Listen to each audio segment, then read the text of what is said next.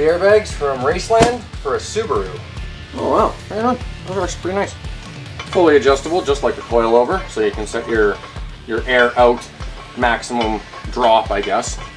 You know, if you don't want to be like scraping frame. There's our air fitting. Alright, these do not come with the air fitting from Airlift or these, so that you can install them. So I didn't order them yet because I didn't know what size this was.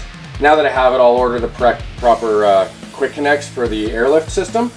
It does appear though to come with some straighted stainless braided line, which would thread in, and you could run that over to quick connect Airlift there. But I think I'd rather reduce the amount of connections I have and possibility for leaks, so I'll just run the Airlift system right directly into the bag. I'll give this a measure and I'll go and order some fittings. So I don't intend on using these.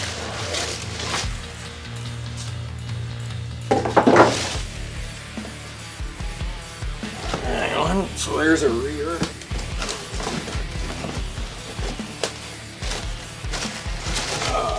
Oh, a wrench to adjust things. And the front. Let's see what the front looks like. Oh yeah. There we are. Now there's many ways you can install this into your Saturn. You can take your factory one and match the holes up. You can't just run this on here because it's a pillow ball mount. But you can transfer these holes and bolts into this in that pattern and then bolt it in, maybe trim off the excess. I am actually just going to go down to a local machine shop and have proper adapter plates made. So they are the proper Saturn on the outside, but they'll match this on the inside, and then they'll fit probably perfectly. I'm going to eliminate the camber adjustment in the plates I designed because we don't need camber adjustment up top. All the camber adjustment is done down here by oblonging the hole one way or the other. Now, the other modification we have to do is in the bottom of here.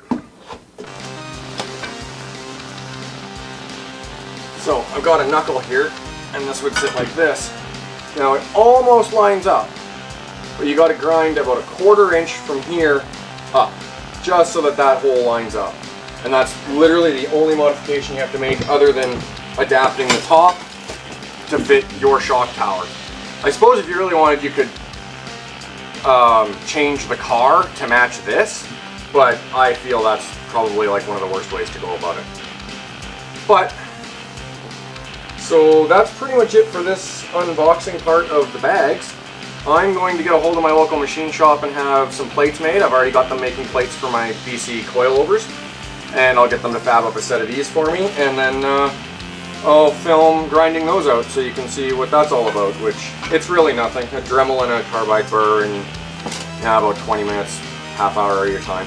It's really not that hard. Now, given that these are basically, these are just coilovers with a bag instead of a spring. So all the valving internally on these is going to be for a Subaru. Now a Subaru is a good 1,000 pounds heavier than a Saturn. So it will be a slightly stiffer ride, even on air, than factory or even probably the H&R Sport Springs. But I'm okay with that. These are mostly because when I load that car up, it is probably around the weight of a Subaru. So with me, the wife, the dogs, all of our camping gear, everything in the roof box, everything in the trunk, the car, we're easily putting 1,200 pounds in the car on top of its curb weight. So that puts us up around 32 to 3,400 pounds. So the bags should support the weight without a problem because they're made for a factory Subaru, and I'm fine with that.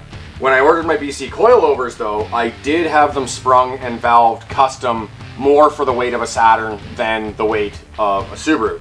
So the spring rates for a Subaru are usually an 8K in the front and a 6K in the rear, and the valving internally is made to accommodate that spring rate. But the Saturns run approximately a 2.5K spring factory. It's about 130 pound. So it's about 50 kilogram or 50 pounds per 1 kilogram. So a 1K spring is a 50 pound per inch spring. So the H&R Sport springs are 200 pound in the rear and 250 in the front, which is equivalent to a 4 kilogram spring in the rear and a 5 kilogram spring up front. So if you want to get coilovers, but you don't want them to be incredibly rough riding, step up from the Racelands, because they won't let you customize, and go to a company that will customize spring rates and valving for you. And you'll, if you want to do it, you know, end up with similar to an H&R Sport spring with more of the ability to drop down, then go with a 4K in the rear and a 5K in the front. And if you want something a little stiffer for track use, maybe bump up to a 5K in the rear or a 6K in the front.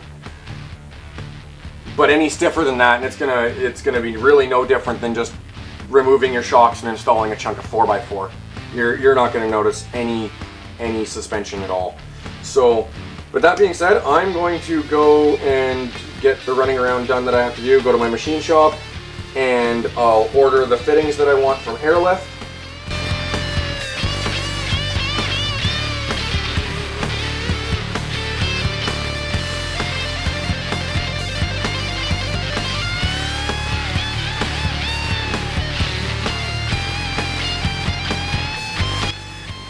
So, what I'm going to do now is I'm just going to roughly mark out with some tape where to notch this out. And then I'll throw it in the vise and have at it with a Dremel and a carbide burr. So, yeah. I already did the first one, now I'll do the rest, the other ones.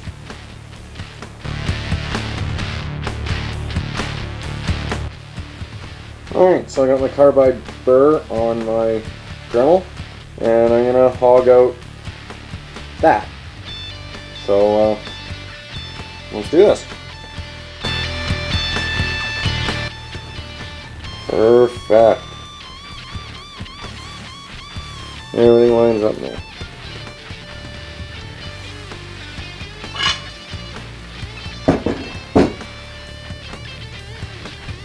Hang on. Now just 8 more holes, 7 more holes to go.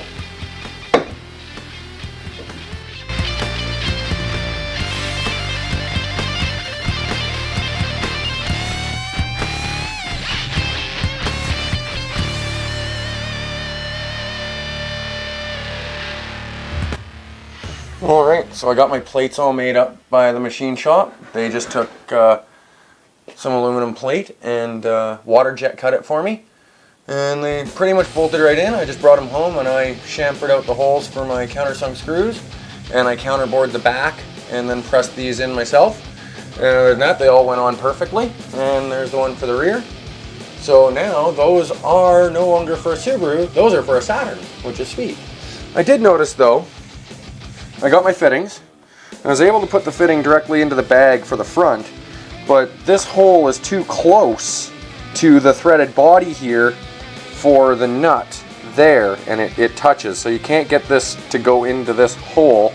So you will have to use the braided lines that come with it, and then I just put a coupler on with my quick connect on the end of that. So that's all that. Now we just have to go get them in the car. So let's get out back and start installing the, I guess we'll install the wiring harness for the Airlift first. So we'll start there. Alright, so I got everything prepped to run the wiring harness. I pulled out all the interior panels and I'm going to follow the wiring harness all around. I still got the carpet pulled up all over there. We'll shove everything through the grommet from where I ran my gauges, and then we'll head out to the battery there. And then the whole airlift system is going to go here. I'm going to put the tank right here, the compressor there, the manifold there, and then I'm going to run all the lines out through there. And then my exhaust or my drain fill will go through here. and that should be all good. And yeah, getting excited. It's coming together. So let's get that wiring run. Alright, so I got the wiring roughly run where I kind of want it. I left slack where I tied it. I just used the factory fold tabs a lot of the way along.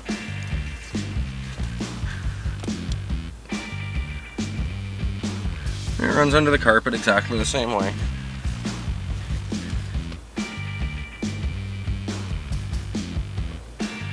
It comes up there, come out there, go across the dash.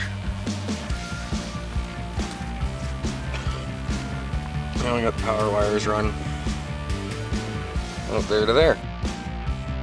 Alright, so back at her the next day here, and the wiring is still run. Now I'm gonna mount everything in the trunk.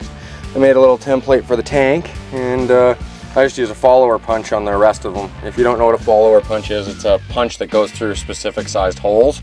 So you can just hold it there, it'll slide perfectly into the hole, and you just give it a whack and it'll be centered. And it's super, super easy. So I did that for those two things, and then I had to make a template for where I want the tank.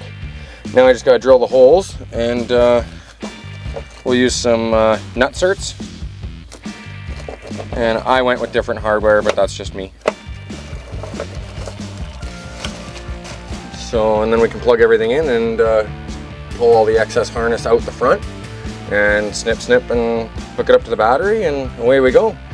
So I'm gonna get to drilling.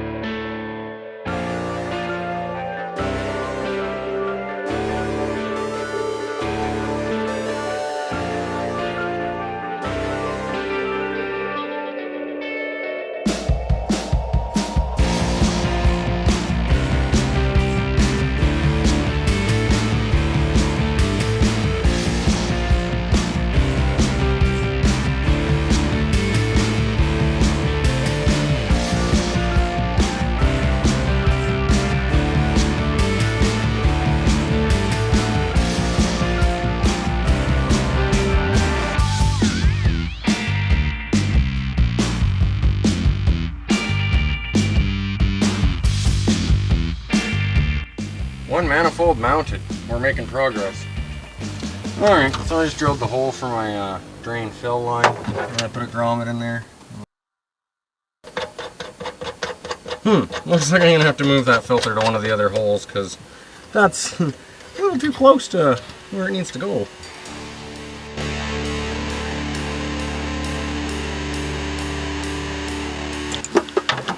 Alright, so on your compressor, when you get it, they just want you to heat shrink those two connections together. But I grabbed a couple of my XT90 connectors for my RCs, and I figure that's a lot better, because then I can just disconnect. And then you don't have to cut wiring if you have to remove your compressor. You can just unplug it. Right? There's no way these aren't rated for the amperage. I run these on RCs that take 1200 amps or more. No worries. They're not going to cause a problem. They're a solid connection.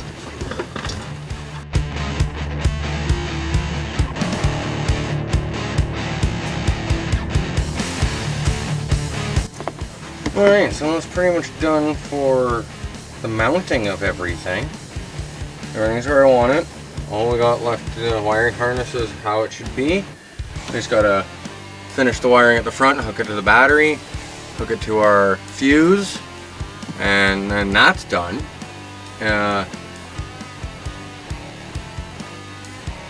Yeah, and then it's just install the bags and run all of the airline. So I'm getting there. I'm getting there. Alright, so we've got all the excess wiring pulled through. And I'm going to attach the ground to this battery ground right here. And I'm going to attach power to the one under the fuse box. And I got just kind of loosely in there right now, just to measure where I want to put the wires.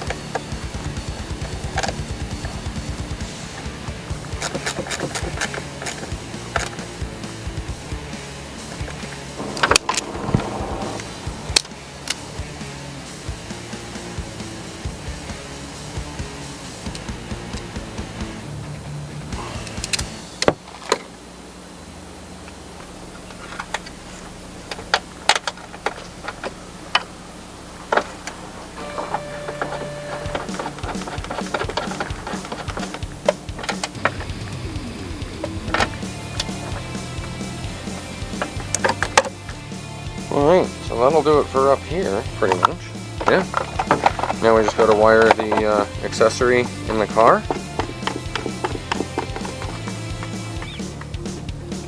And then run the lines and install the bags. So we're pretty close.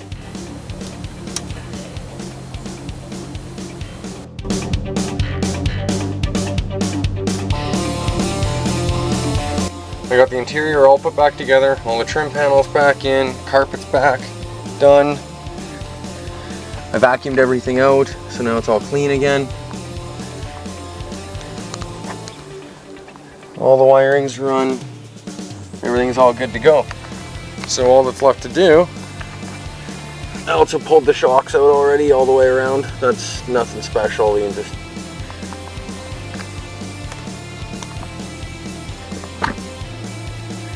three bolts up there, 2 bolts down there, and it falls apart. So that's super easy. So now all we have to do is get those bags in there.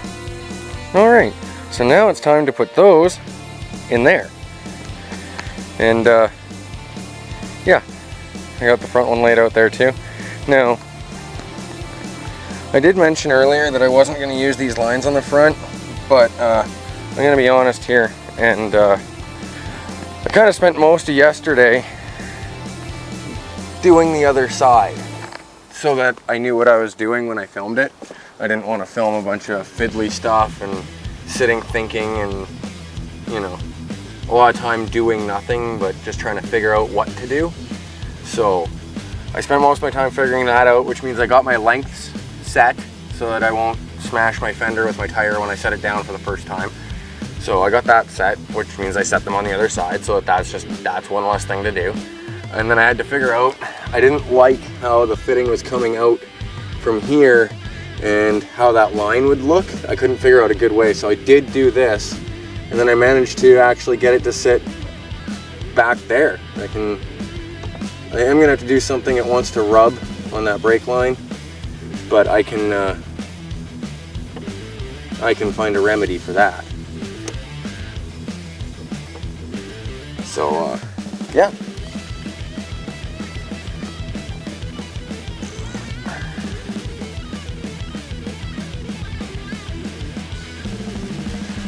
So, let's get that bag on the other side then.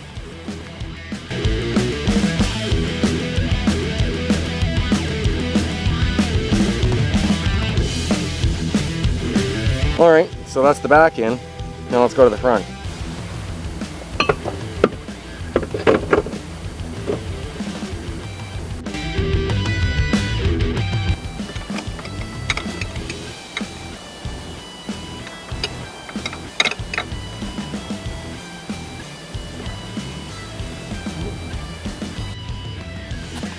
Alright, so what I'm going to do, and what I did on the other side, is this has a back lip on it.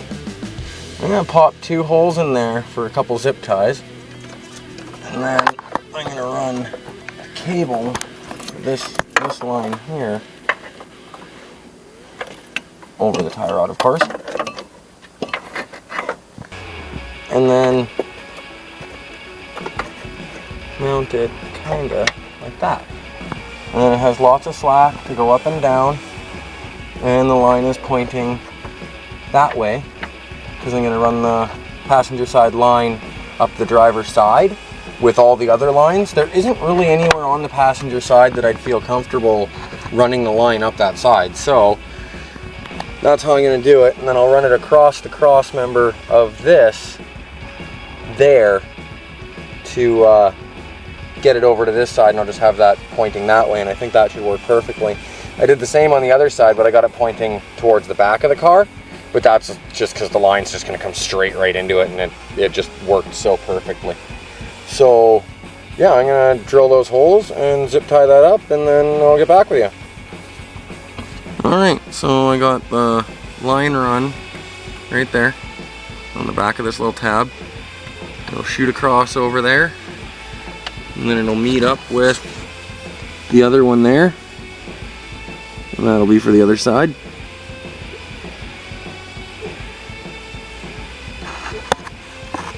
And then the lines will run from the back of the car along that side, following all the other lines. Here's my plan.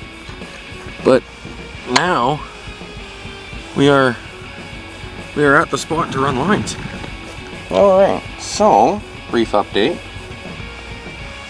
I ran the line from the manifold to there to make sure that I had enough curve and that the line was happy, and the line is very happy. And then I drilled and grommeted up 5 holes. And yeah, the only thing left to do is run that big coil of airline to everywhere, all 4 corners of the car. The rear should be easy because it's like right there, and then the front. So I'm probably going to start with the longest one, because if I screw that up and cut it wrong, then I can just easily use it for a shorter one, and I'm not left not having enough line. So yeah, I'll probably start by running up to the front passenger side there. So that's going to be really hard to film, so I'll just do a line and then film what I've done and kind of show where it went and how I did it. And then yeah, I'll just do that for all the lines. So we'll see after I get a line installed. Alright, so I ran the exhaust. It just goes straight out. And then I put some grommets in the top and bottom holes in the center of the rear subframe there. And then I just run the exhaust straight through there, out the trunk, straight through those 2 holes, and then the rubber will prevent the rubbing through the lines. And then I ran the front passenger side to the manifold. And that'll come out back there. There it is.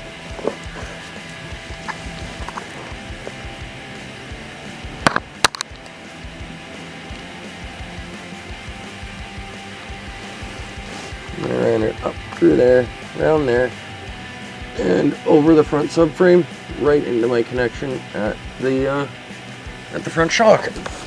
So there's one down, there's 3 more to go. Alright, so I got the front driver's side run now. There's the 2 lines. No, there's the exhaust, there's that. It basically follows the other line completely around.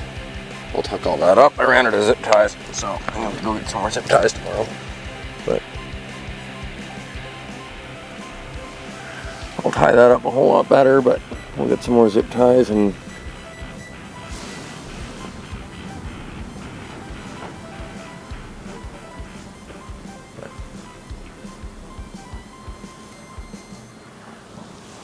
so yeah, we'll get those back ones done tomorrow. and get some more zip ties and finish this all up. Alright, so I got those last 2 lines run this afternoon and did some maintenance work and oil change and a couple other little things that weren't part of this, so I didn't film them. So yeah, that's run. I actually kind of got a little ahead of myself and just kept going. I've pressure tested everything. I've ran it. It works. I just need to put it on level ground so it can do its calibration. Out of all of the connections, I had 1 air leak, and it was the hardest one to get to under the tank for the drain fill. But I got it all figured out and solved. Now we are no leaks, and yeah, we're ready to get it on the ground. But there's one more thing. I wasn't going to put it back on factory wheels after doing all that. So what I got here is a set of 16 by 7.5 plus 40 Koenig tandems, and they are sporting some Goodyear Eagle Sport All Seasons 225 50 16s. They're a pretty wide tread path for this car. Like, they are, it's still up in the air, so we'll see in the next scene here after I get it all done exactly what it'll look like and how the wheels will camber as it sits. I have jacked up the suspension when I was setting everything, but we'll see how good I did, I guess. But now I guess it's time to get her on the ground. Alright guys, I got her down. She's on the ground. She's looking good. That is low. I still gotta find some level ground and get it out of the yard and get it on some level ground in the parking lot across the street and let it do its calibration. But I'm very happy with this so far, and I'm not getting any extra camber. And yeah, look at that. That is just awesome. I am so stoked. This couldn't go any better. All right, here we are, guys. It's all done. It's all calibrated. It's all set where I want. And I know it's a little dirty, but I've been driving it. In fact, it's like 6 weeks after the last scene, and I've got about 2,500 kilometers on it. I've been down to my buddy's farm a couple times. I've been down the gravel. I gotta say, the wider tires and the wider wheels definitely increase your stability on gravel. This thing handles great. It's glued to the road. Drives like a race car. The suspension is a little stiffer, but it's not too bad. It's very similar to my wife's car on H&R Sport Springs. So really comfortable, really great. The wheels look great, and I've got this thing set as low as I can when it's aired out. I've been using the car. I built my fence over there last week, and it was really cool. I rolled into the lumber yard, I dropped the car down. It makes it super easy to load the roof rack, and then I just lifted the car up. The guys in the yard thought it was pretty cool too. Yeah, I'm super happy, guys. I could not have imagined it coming out any better. This is exactly what I had in my brain when I planned the project, and it came out 100% how I envisioned it. And that's really good, because a lot of times you got to make compromises, because sometimes what you want to do just isn't possible. But it worked out so good. I could not be any happier with how this looks and performs. Seriously, one of the best things I've ever done.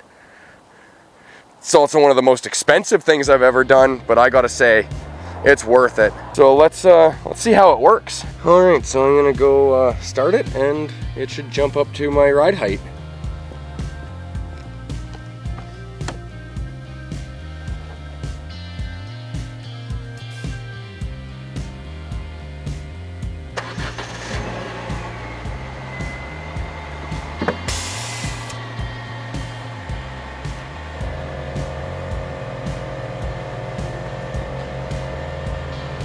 Alright, so that's where I have it set for. Alright, so that's where I have it set for just driving around. It's a little taller in the back because I had it adjusted for some weight and I didn't knock it back down. It'll also auto self-adjust as you're driving and as you're going. It's constantly doing stuff all on its own. Let's go up a bit. So that's pretty much as tall as it'll go, which is, I think, about 1.5 inches higher than factory. The whole system has about 4 3/4 inches of full travel. So from my lowest, which is like 2.5 inches lower than stock, to 4 3/4 above that, almost 5 inches. So when I need it, I got some extra ground clearance if I want. Let's air it out.